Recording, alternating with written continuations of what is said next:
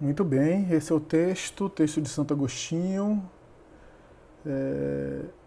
texto que coroa o capítulo 14, capítulo Honrar Pai e Mãe, capítulo que fala sobre os laços de família, capítulo que inclusive faz alusão a um mandamento bíblico do Antigo Testamento.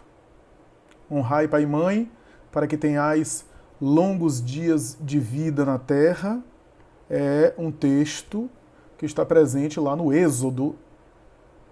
Aliás, inclusive, está em curso, está inscrito no Decálogo, nos 10 mandamentos de Moisés, considerado pela tradição judaica a parte mais nobre, a parte mais relevante, importante do ponto de vista espiritual e cultural da tradição do judaísmo e da legislação do povo hebreu, uma vez que boa parte dos estudiosos do rabinato judaico considera que os 10 mandamentos é um resumo e é uma síntese dos 613 que estão presentes em todo o Pentateuco mosaico, nos 5 livros da legislação do povo hebreu.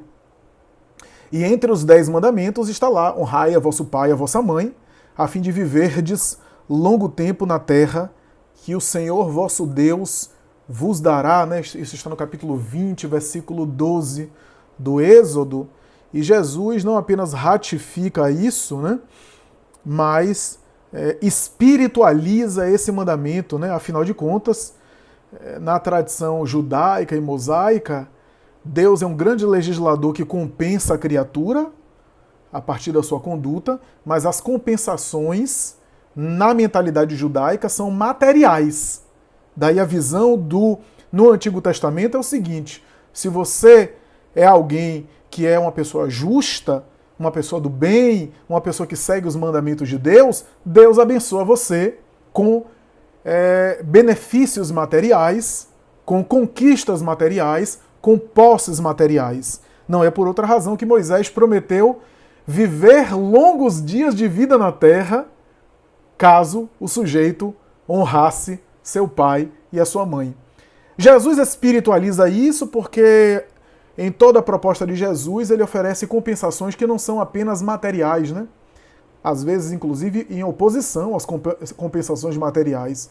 Quando a gente vê o discurso de Jesus com os apóstolos, quando a gente vê alguns diálogos íntimos de Jesus com os discípulos, ele não apenas não promete compensações materiais, mas até prepara os discípulos para sofrimentos, para desafios no mundo material, mas promete uma compensação muito melhor, uma compensação mais permanente, uma compensação duradoura, o que não significa dizer, como criticou de maneira errada, em minha opinião, Friedrich Nietzsche, que criticava o cristianismo, mas não o cristianismo do Cristo. Nietzsche criticava o cristianismo organizado, teológico, que ele conhecia, e ele tinha razão em parte, que era um cristianismo que ele dizia que era um cristianismo covarde, porque sob a ideia de buscar uma vida melhor amanhã e de uma compensação espiritual, o sujeito fugia dos desafios atuais, no pretexto de que era humilde cristamente. Nietzsche era um grande demolidor, então ele tentava de alguma forma destruir tudo. Em parte ele tinha razão, porque era o cristianismo que ele conheceu, cristianismo relativamente medieval, mas a proposta de Jesus em prometer compensações futuras não é alienar o sujeito da vida atual, da sua experiência atual, é entender que há um estado de paz, um estado de plenitude que nós podemos gozar, que não é desfrutável totalmente nas sensações e na experiência do mundo. A vida sensorial da matéria não pode proporcionar. Então o Espiritismo vem explicar essa colocação do Cristo quando vem dizer que a promessa é para o amanhã espiritual, mas começando a construir hoje, aonde? No nosso mundo interior. No nosso mundo interior, a gente começa a construir esse estado de paz que vai ser desfrutado de maneira mais plena numa realidade de paz que se revela ao redor. Porque a gente pode construir um estado de paz interior diante de desafios naturais de um mundo que é injusto, de um mundo que é feito de sofrimentos, que padece aflições, que à nossa volta ainda está vivendo muitas dificuldades. Mas a gente pode gozar dessa plenitude interior, se esforçando por construí-la, mas que vai ser vivenciada de maneira mais plena, já que essa plenitude é espiritual, portanto do espírito que eu sou, por isso que é interior, porque o que é que há de mais interior em nós? O espírito que nós somos. Porque o elemento interior nosso é o espírito. Daí, desenvolver o nosso mundo interior é desenvolver o espírito. Ora, fora da matéria, vivendo a vida do espírito, o indivíduo que construiu uma vida do espírito goza um bem-estar do espírito. Então, mas começa aqui, para a gente não ter uma ideia que é uma vida alienada que necessariamente vai ser desenvolvida fora do mundo material. Mas esse ensinamento é super interessante porque Jesus espiritualiza isso, né? E Santo Agostinho vai dar o viés, vai dar um enfoque espiritual profundo, né? Falando desses laços de família, né? Aqui para nós, né? Quanto mais a gente vai estudando a codificação, quanto mais a gente vai aprofundando os estudos da obra da codificação, a gente vai tendo mais insights e vai tendo mais reflexão sobre temas que a gente já bateu tantas vezes, né? Que a gente já revisou tantas vezes. Enquanto o Neuma lia, eu estava aqui pensando, e não foi preparado isso, né? Eu estava aqui, até porque o evangelho é aberto aqui ao acaso, então não tem preparação prévia, mas eu estava pensando aqui que não é à toa que Santo Agostinho foi escolhido para fazer esse enfoque, né? Não apenas os laços de família, porque antes da conversão dele ao cristianismo, ele foi um filho ingrato. Ele foi um filho muito ingrato. Dos 3 filhos, ele era o mais perverso, inclusive. Espezinhou a mãe Mônica quase que a vida inteira. Quem conhece a história de Agostinho sabe. Embora fosse um grande intelecto, um intelecto privilegiado, né? Um intelecto maravilhoso, o que ele escreve, mesmo dentro da mentalidade católica, mesmo com o viés católico que não era reencarnacionista, mas o que ele escreve em Confissões, né? Cidade de Deus, Cidade dos Homens, né? As obras de Agostinho é de uma intelectualidade, ele une cristianismo com a filosofia de Platão, e num brilhantismo excepcional, né? E com uma grandeza, né? Mas dentro da mentalidade da época, né? Ele era um homem da Idade Média, né? E ele foi um filho ingrato. Então ele viveu na pele a experiência de ser ingrato e ter tempo na vida física de refazer o caminho. Refazer o caminho em termos de conduta moral, em termos de postura, ainda com a mãe ainda ficou pouco tempo, mas ficou um pouco tempo depois que ele se converteu, ficou algum tempo ainda com ele convivendo com a mãe, tentando de alguma forma ressarcir, mas foi muito pouco tempo.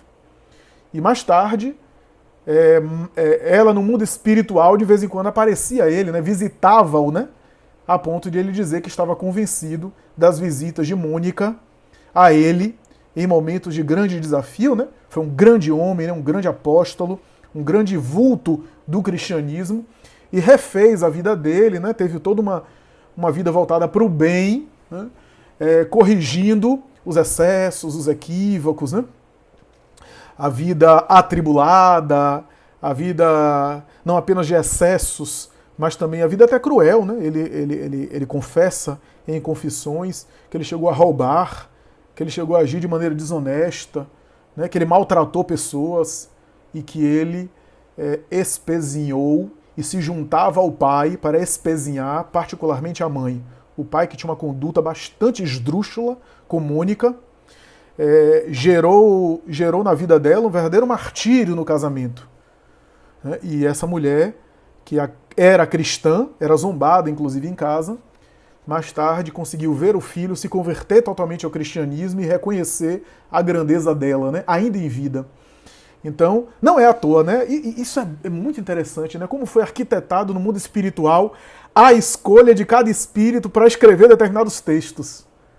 Então, Agostinho é escolhido para escrever sobre ingratidão de filho, né, e laços de família. Ele dá um viés reencarnacionista maravilhoso, né?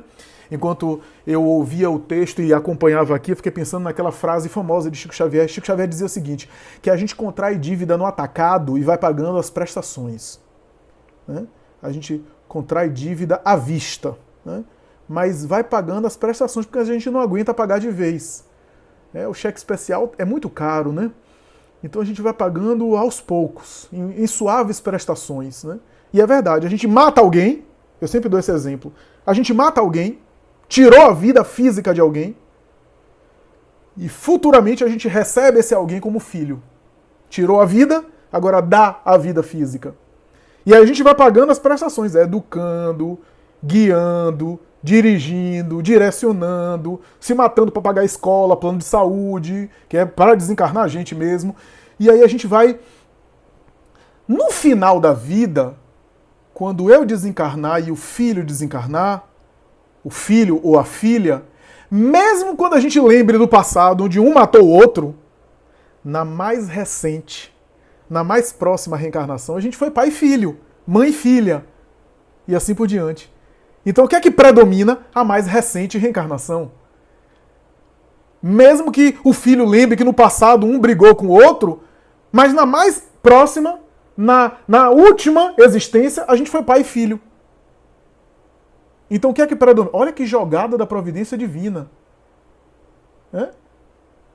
Como diz um amigo meu, família é golpe do mundo espiritual pra gente. É golpe. Então, por quê? Porque reúne aqueles laços e aí a gente tem um laço de sangue. Quando você vê, então, os irmãos brigando, um querendo matar o outro, mas não mata, só briga, é porque antes já matou. Então já tá evoluindo, já tá melhor. Já tá numa condição bem melhor. Né? Agora só briga. Quando você vê marido e mulher brigando, e às vezes enquanto ex, né, mais tarde, aí processo judicial, não se matam, botam os advogados para se matarem. Já é uma evolução, já é um progresso. E aí a gente vai percebendo que esses laços consanguíneos que vão sendo sublimados dessa forma, né, vão sendo aperfeiçoados, e no atrito da convivência a gente vai sublimando os sentimentos, a gente vai aperfeiçoando o nosso caráter, porque muitas vezes aqueles com os quais a gente convive hoje no recinto doméstico são pessoas que estão convivendo com a gente há muito tempo. Via de regra é assim. Há exceções. Há exceções. O próprio texto fala isso. Via de regra, as famílias que se materializam fisicamente na Terra já se reuniam no espaço por afinidades. Então essa coisa de eu não sei como é que eu fui jogado nessa família. Você tá de brincadeira, né? Tá de brincadeira comigo. Não sabe como é que foi jogado nessa família. Quando eu li essa frase de Emmanuel em Pensamento e Vida, né? Emmanuel vai definir a família assim, ó. Família é o centro essencial dos nossos reflexos psíquicos. Trocando em miúdos, o que Emmanuel está dizendo é o seguinte: pegue toda a sua família, faça uma média aritmética e dá você. É você ali. Há muita semelhança. Genericamente, geralmente é assim. Há exceções, mas geralmente é assim. Ou seja, as afinidades no plano espiritual se materializam em afinidades consanguíneas. Diz Allan Kardec, diz o próprio Santo Agostinho, em laços, em vínculos atuais, físicos, corporais. Né? Então se materializam agora, assim. Agora, quando eu falo afinidades, não quer dizer afinidades apenas pelo afeto, tá? Dois espíritos que se odeiam estão com afinidade. São espíritos simpáticos no ódio. Né? O ódio liga os espíritos, assim como o amor. Né? Na verdade, o amor liberta. Né? É o ódio que prende. É o ódio que prende as criaturas. O amor que liberta. Né? Então, é super interessante isso, né? Que se materializam. Agora, há exceções. Quais são as exceções, Flávio? Um espírito muito missionário que precisa de reencarnar, e aí reencarna num grupo de espíritos que é diferente daquele grupo dele, por uma missão especial. É um caso raro. Qual é a outra exceção? Um espírito com débitos com o seu grupo familiar e que muitas vezes não pode reencarnar naquele grupo, porque muitas vezes não soube se conduzir bem, por uma necessidade pedagógica, reencarna num grupo familiar que não é o seu.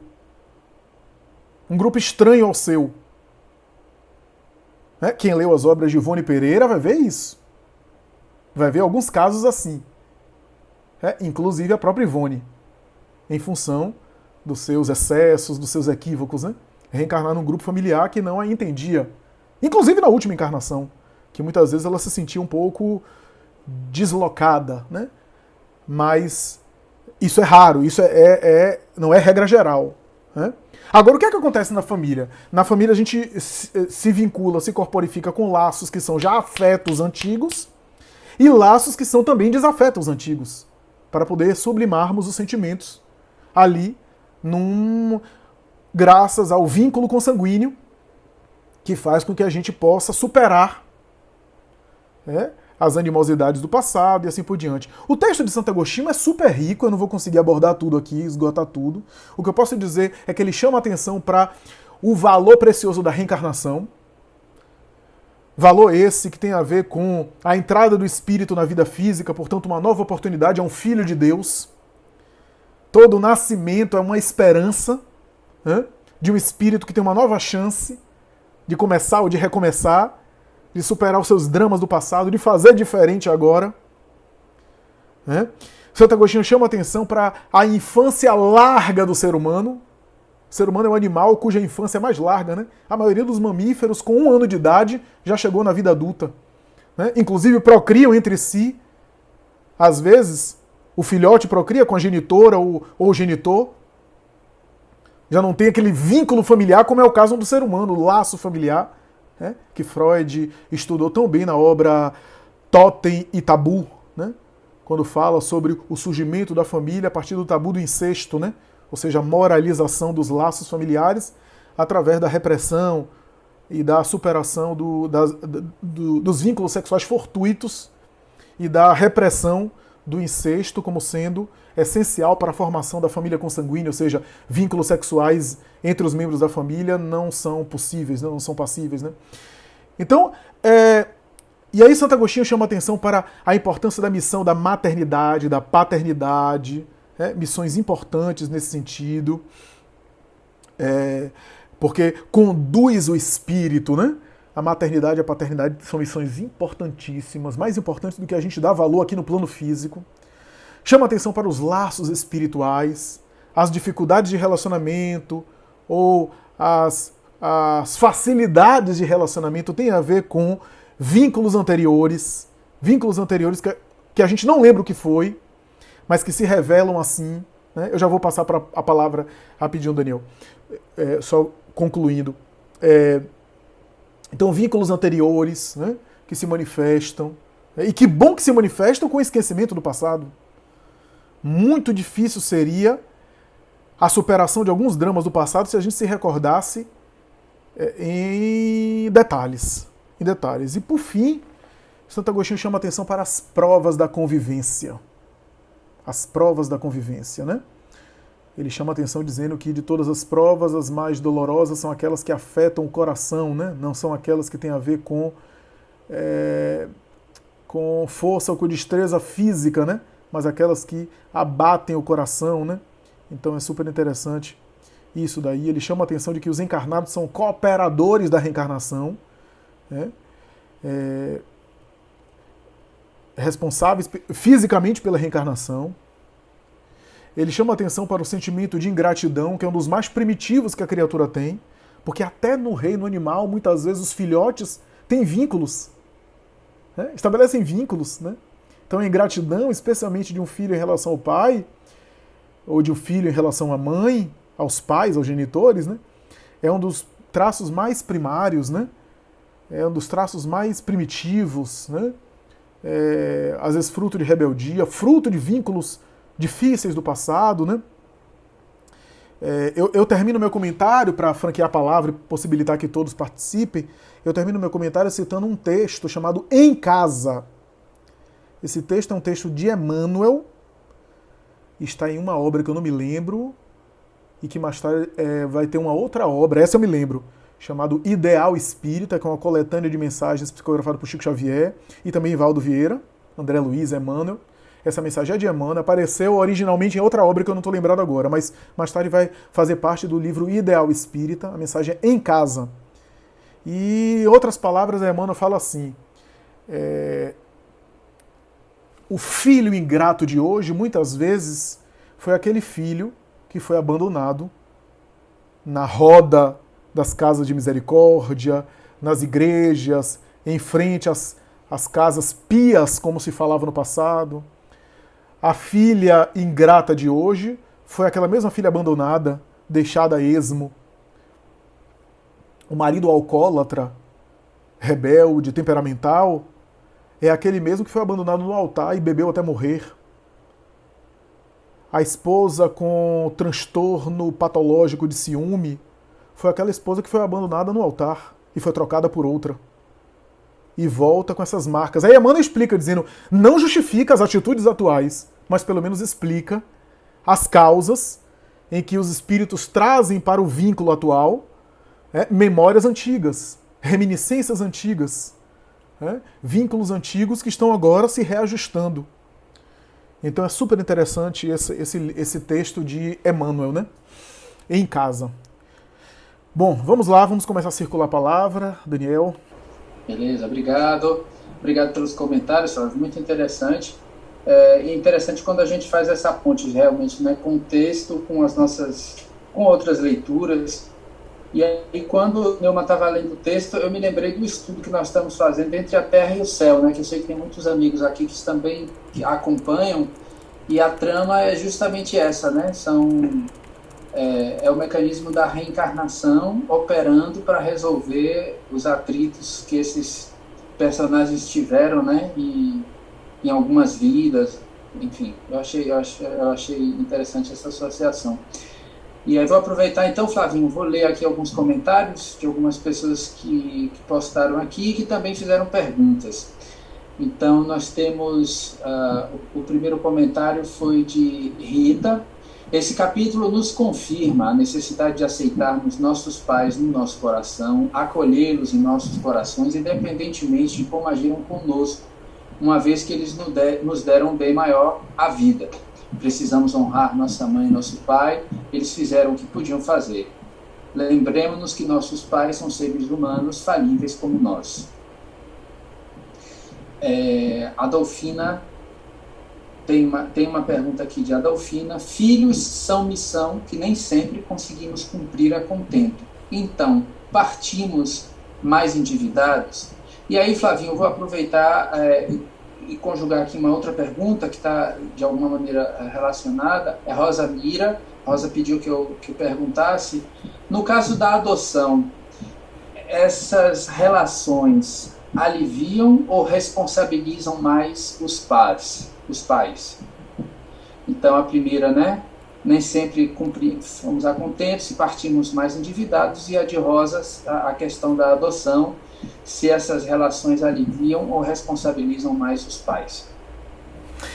No caso da primeira pergunta, nem sempre a gente volta mais endividado, não. A depender da situação, a reencarnação não foi exitosa totalmente, não foi de sucesso, né? Não, a gente, falhou em algumas coisas enquanto pais, acertou em outras, mas a depender do caso, estamos avançando.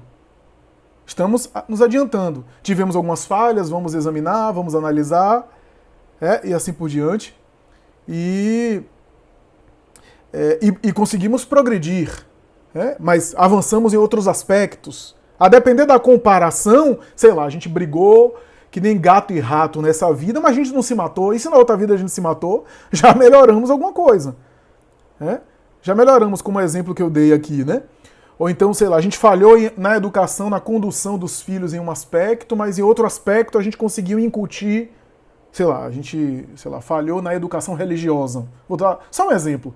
Falhou na educação religiosa, na orientação religiosa, e agora o filho, na vida adulta, muitas vezes bate mais cabeça por conta de um preparo espiritual que ele não teve porque não foi oferecido a ele.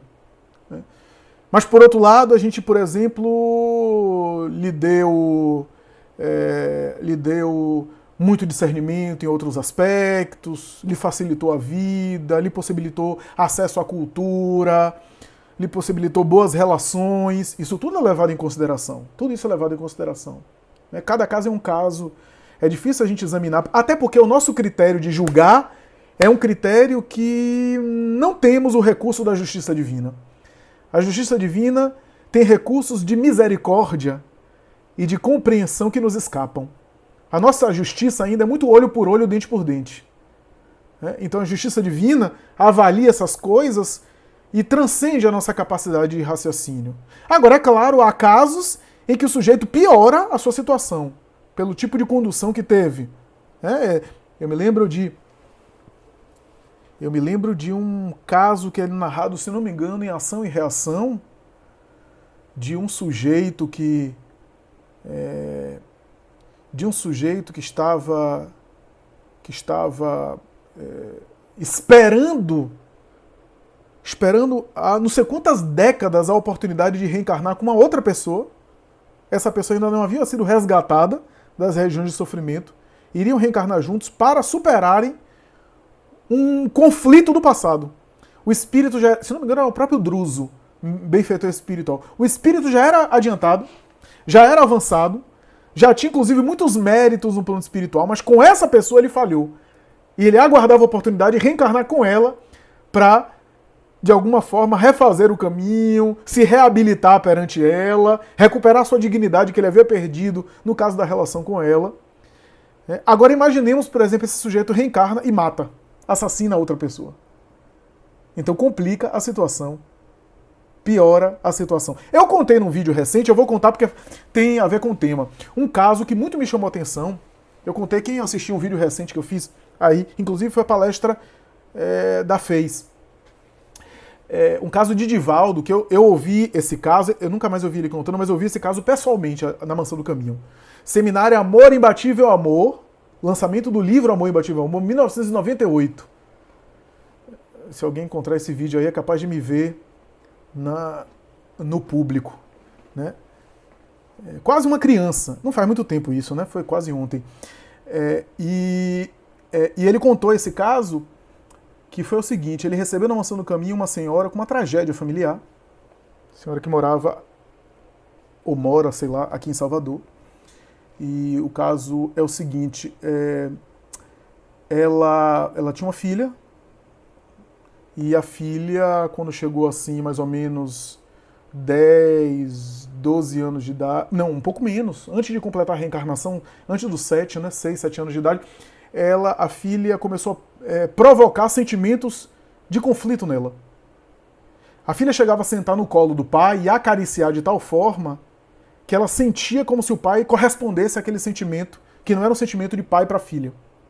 Ela começou a ficar perturbada vendo aquela situação e começou a ficar enciumada. Foi tomada de uma loucura, de ódio pela menina. E um dia, dando banho na menina, a menina de costas para ela disse assim: por que a senhora não gosta de mim? Olha o drama da outra encarnação. Por que a senhora não gosta de mim?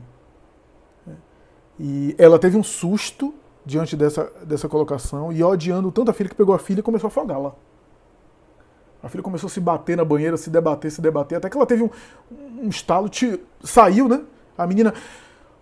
E aí, quando começou a respirar, disse: você ia me matar. Meu pai vai saber quando chegar em casa. Ela correu pro pai quando o pai chegou em casa. O pai pediu a separação e estava solicitando ao juiz a guarda da menina, né?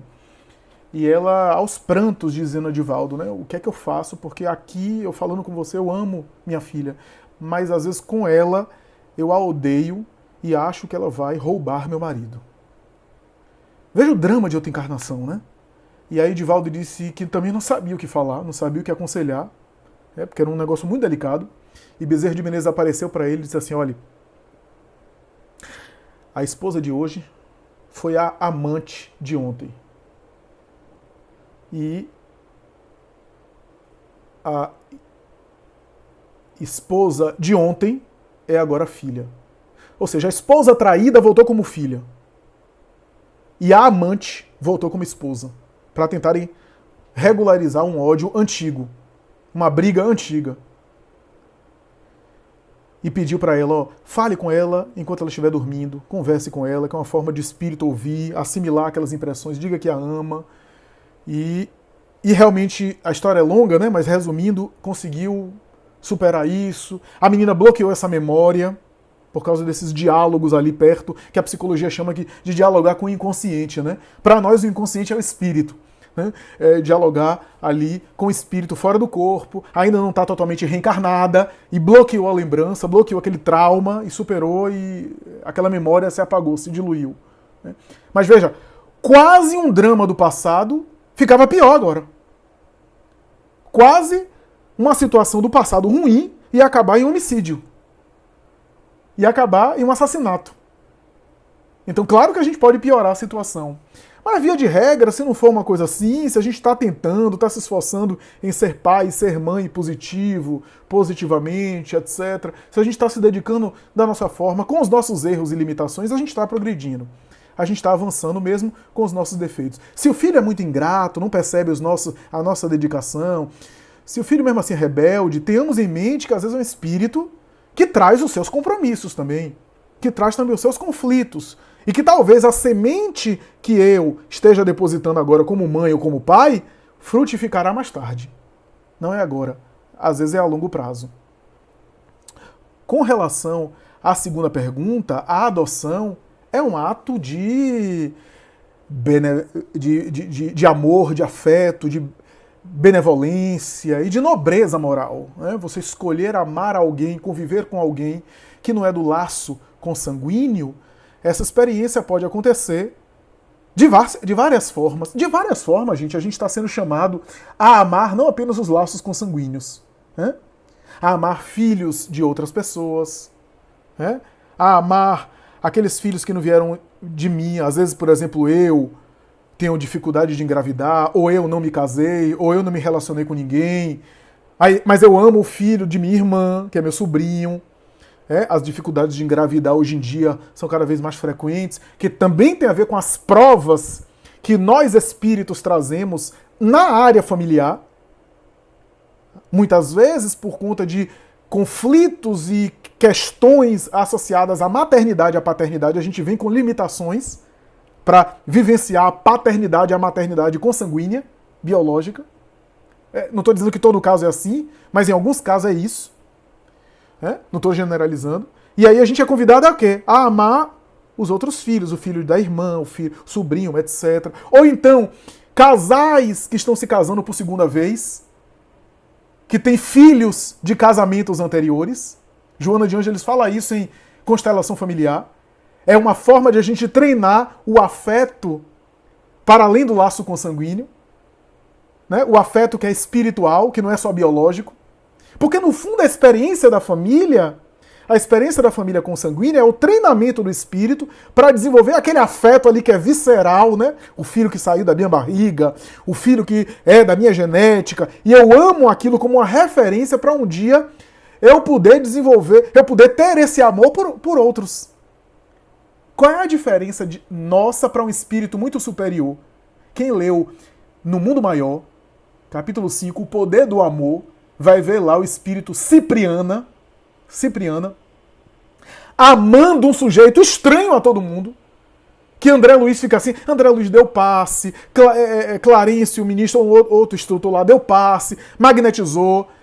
Aí ele diz assim, a gente já fez o que a gente podia fazer, agora a gente vai chamar um espírito que já ama mais profundamente. Chamou Cipriana.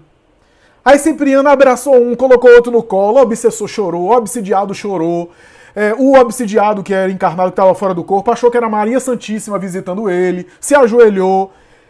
E aí, aqui para nós, Cipriana nem disse nada demais. Eu, como doutrinador, diria até coisas melhores. Mas não era o que ela dizia. Né? Era aquilo que irradiava dela. Não era palavra só. Aquilo que irradiava dos sentimentos dela. Né? Que estremeceu aquelas entidades.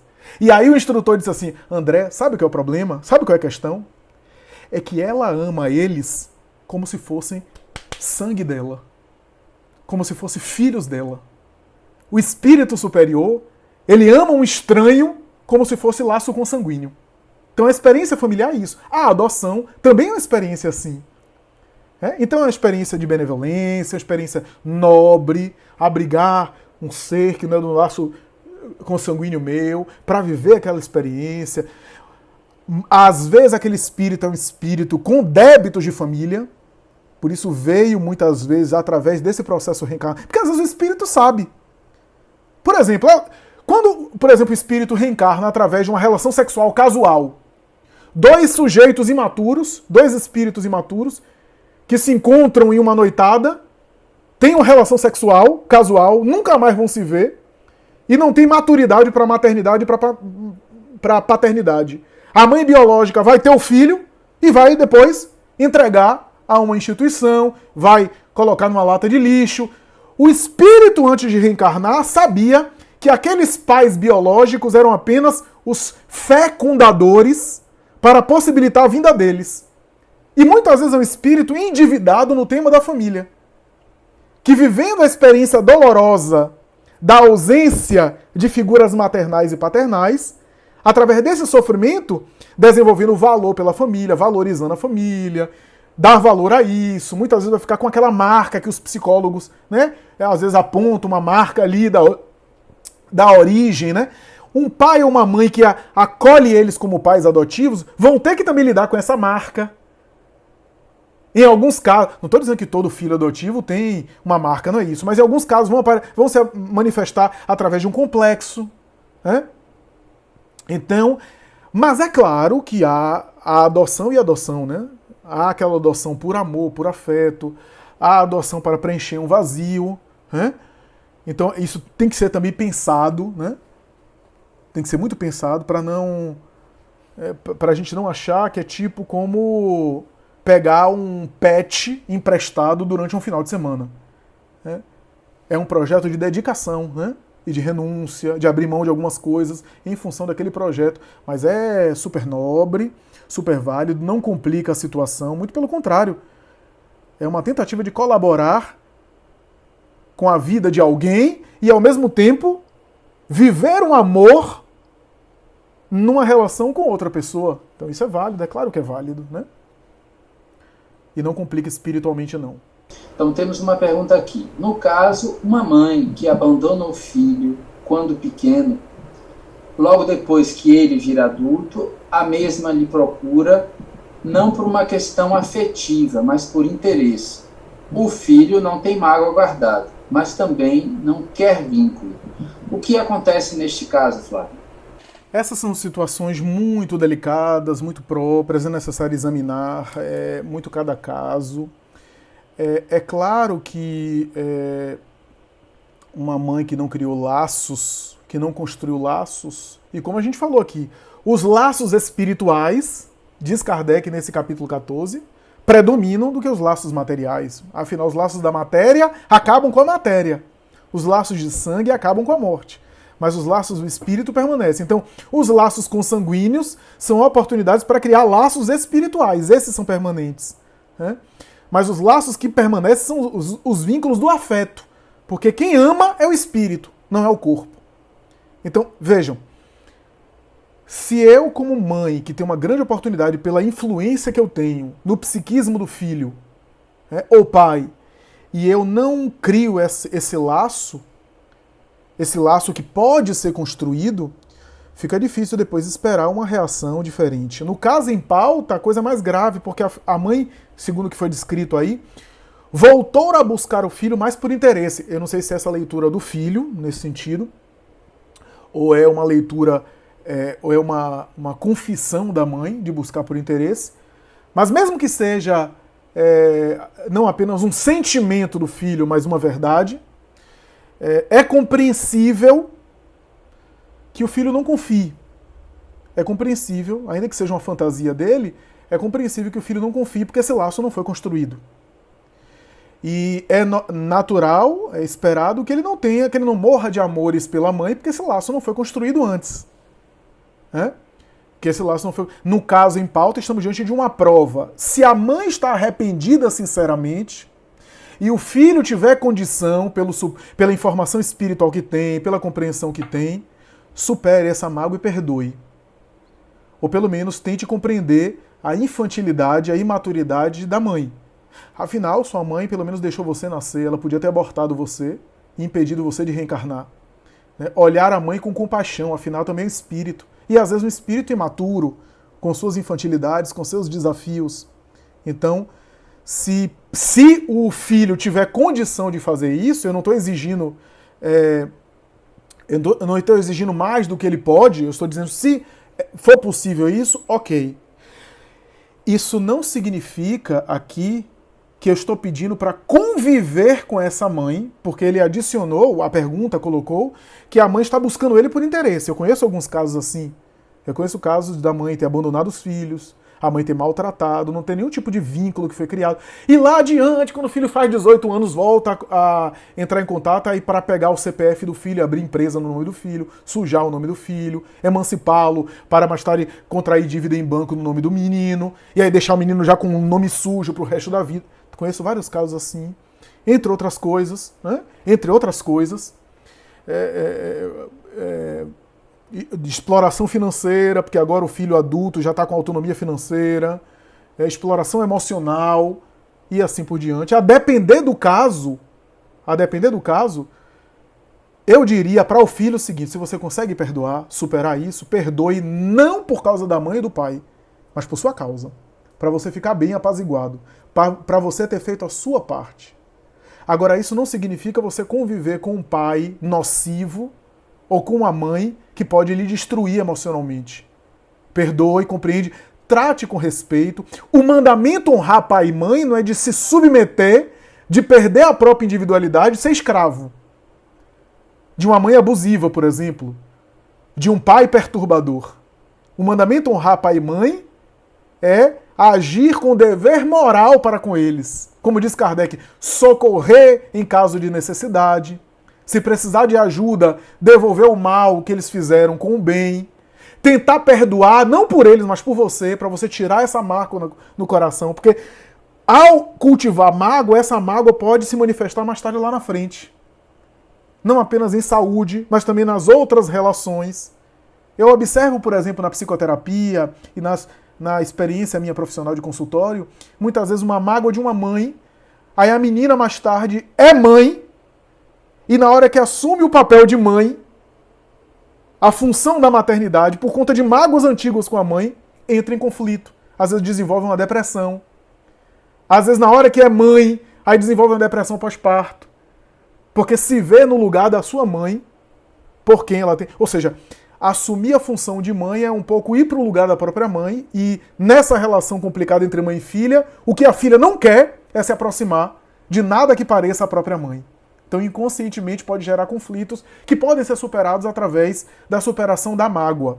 Agora, eu repito, isso não significa um pai abusador, uma mãe psicopata, uma mãe que maltrata você. Isso não significa você aceitar conviver e, pior, aceitar se submeter a tudo porque ela é sua mãe. Não. Não é isso que recomenda o Evangelho. O amor é um sentimento que a gente estabelece marchando para o meio. Quando marcha para os extremos, não é amor, é desequilíbrio.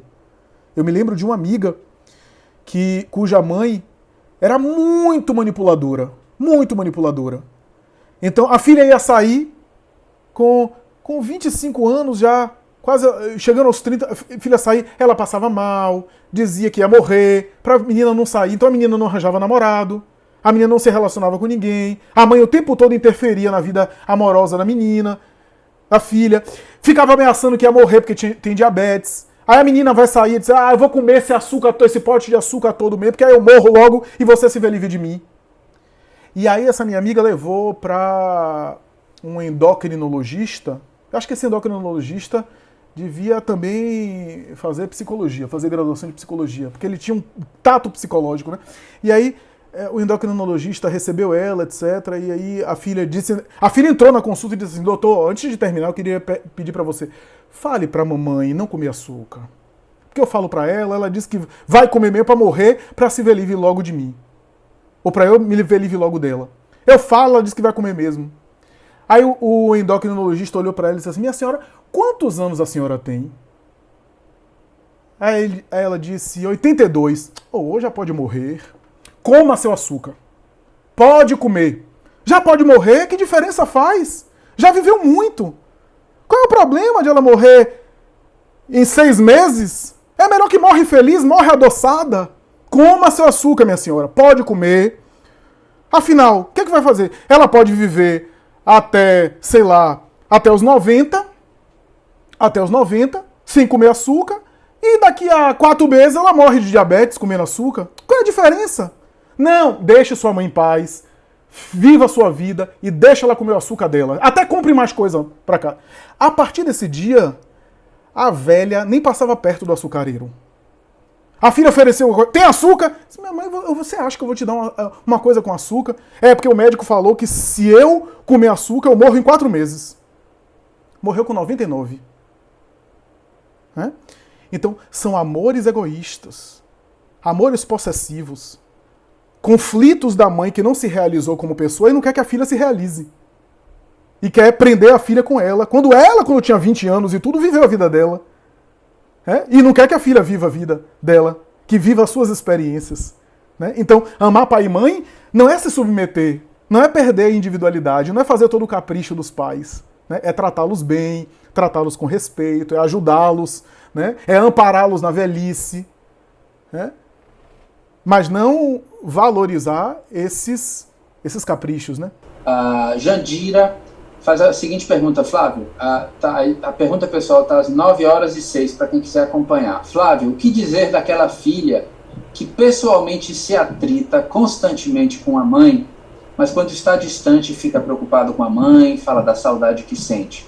Acha, inclusive, que a mãe não gosta dela. De quem deve ser o débito? É o que Santo Agostinho falou na mensagem. Eu vou tentar ser mais sucinto, mais econômico, né? Porque todas as perguntas são muito interessantes, mas de maneira mais econômica. É o que Santo Agostinho fala na mensagem. Às vezes a gente não sabe quem foi que errou na encarnação passada. Né? Quem é que tem o débito? Provavelmente as duas. Provavelmente ambas têm débitos umas para com os outros. Porque às vezes essas relações são ciclos que se alternam há 300, 400, 500 anos. Onde uma fez mal à outra e ninguém é vítima e ninguém é algoz. Né? São criaturas humanas com os seus erros e seus acertos. Né? Então é difícil saber quem é que tem mais débito ou menos débito, ou se é só um que tem débito. Né? Provavelmente ambas têm questões aí de reencarnações passadas.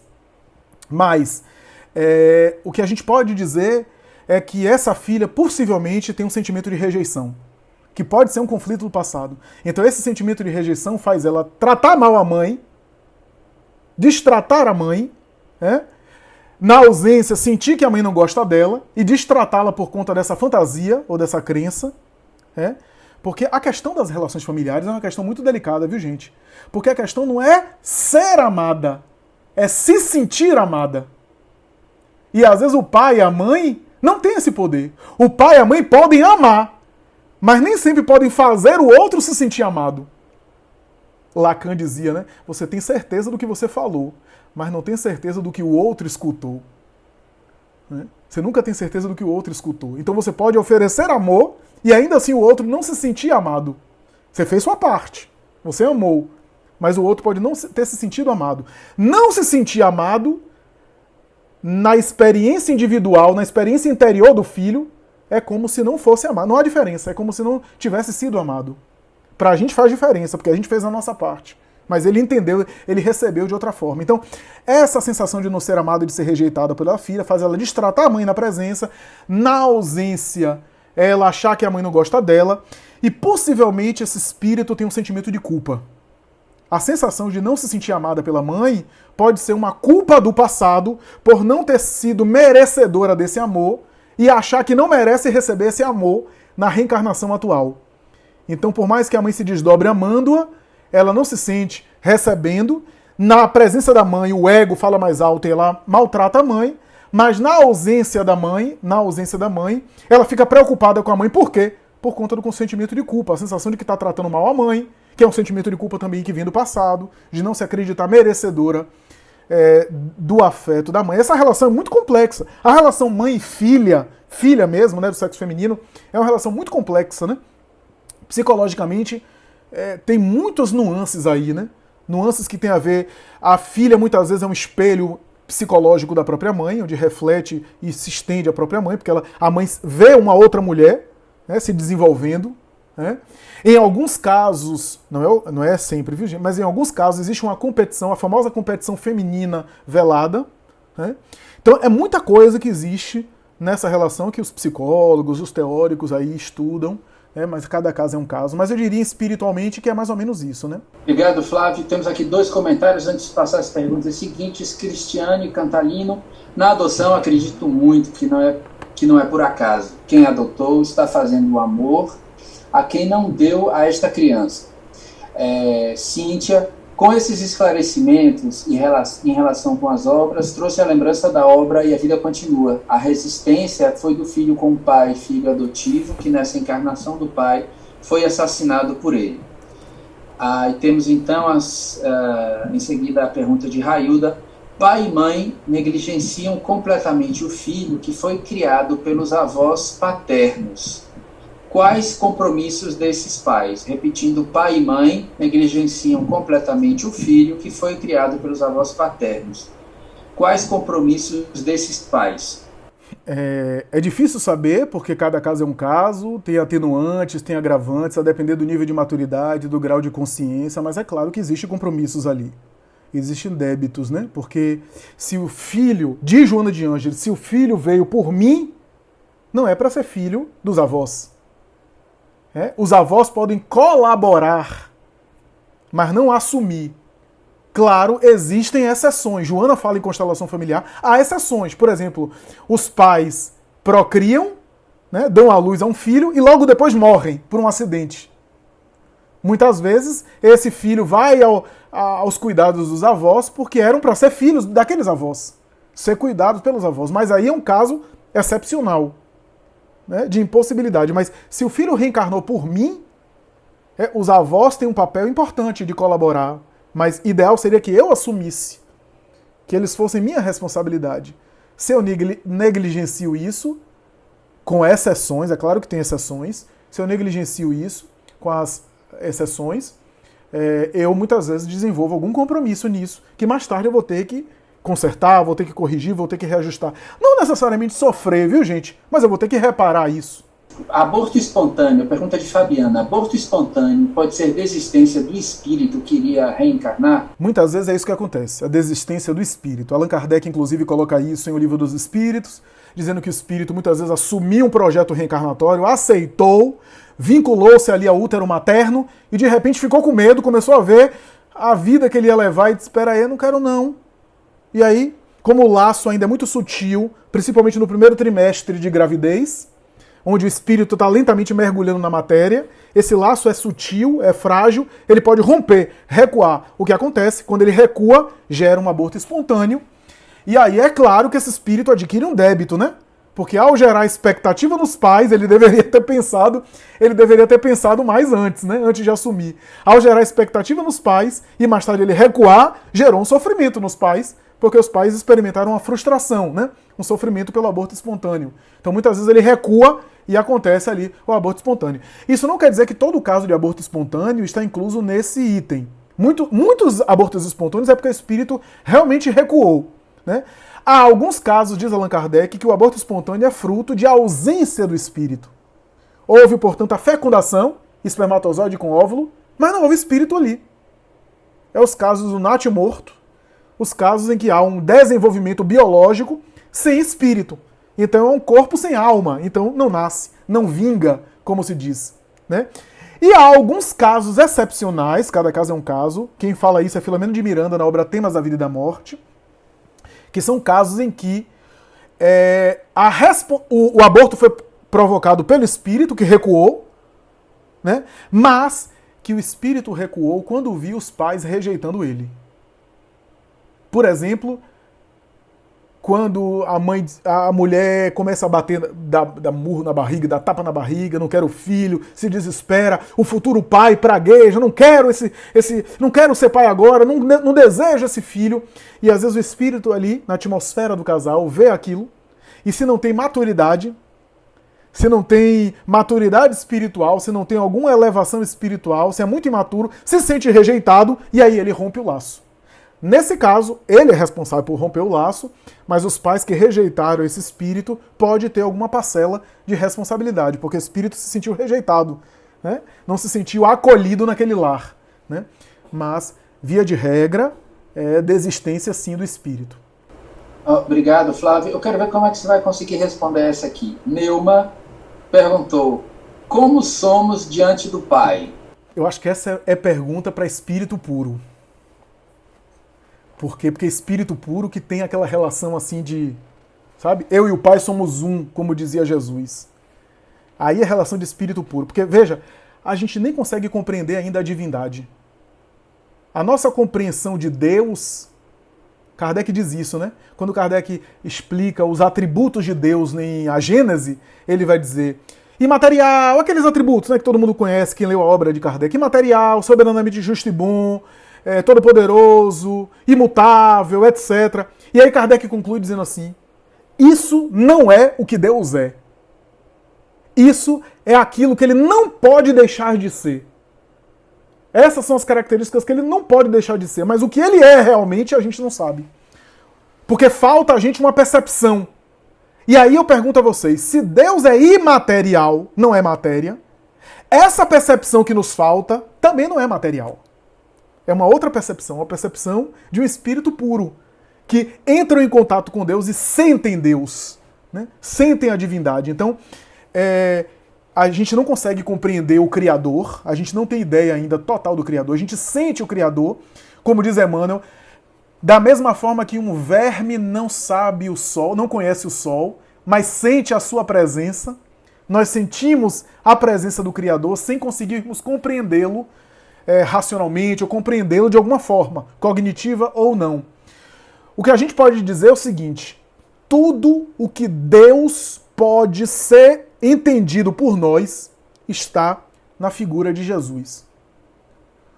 Tudo que a gente compreende do Pai está em Jesus. Deus se limita a Jesus? Não, porque Deus é o Criador.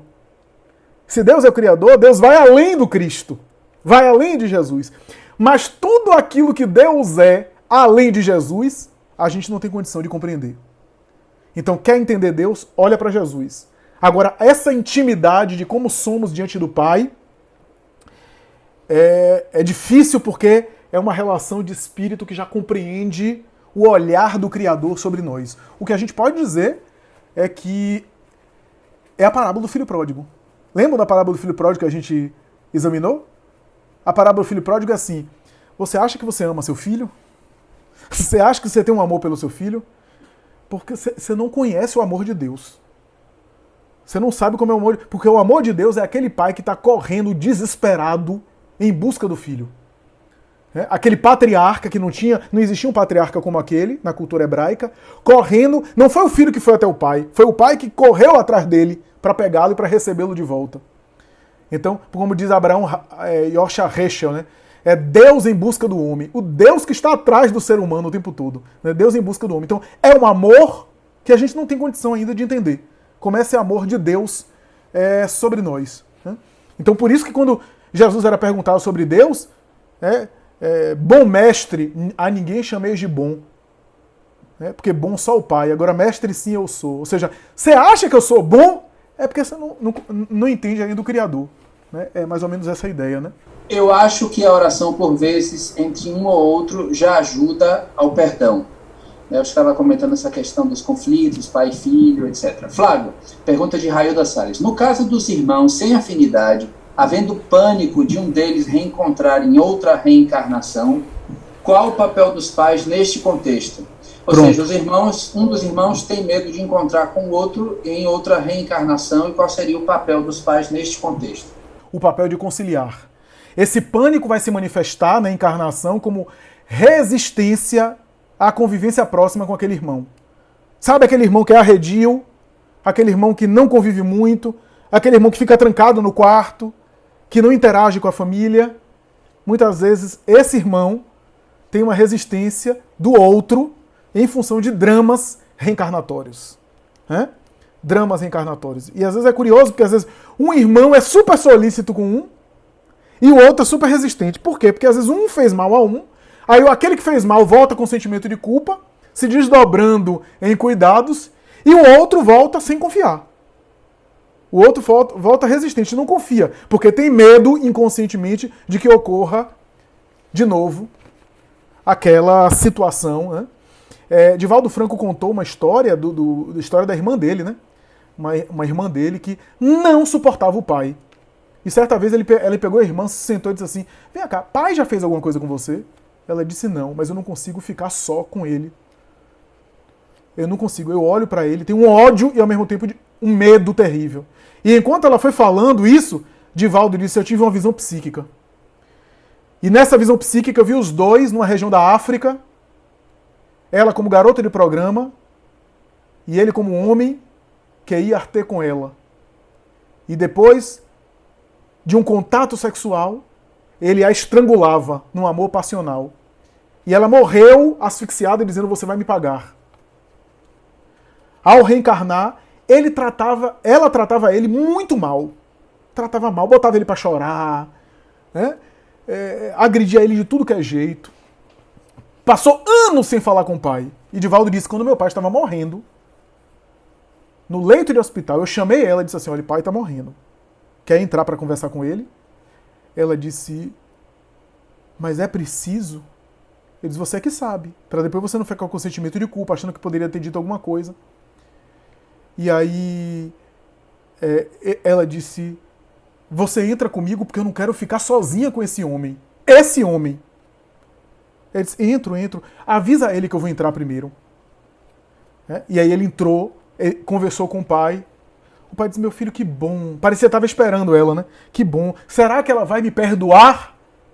Aí Divaldo perguntou: pai, perdoar de quê? Não sei, meu filho, mas sua filha é tão magoada comigo que eu fico me perguntando se um dia ela vai me perdoar. Eu devo ter feito alguma coisa com ela. Olha só, né? Conflito de reencarnação. Ela entrou, tremendo para pegar nele, né?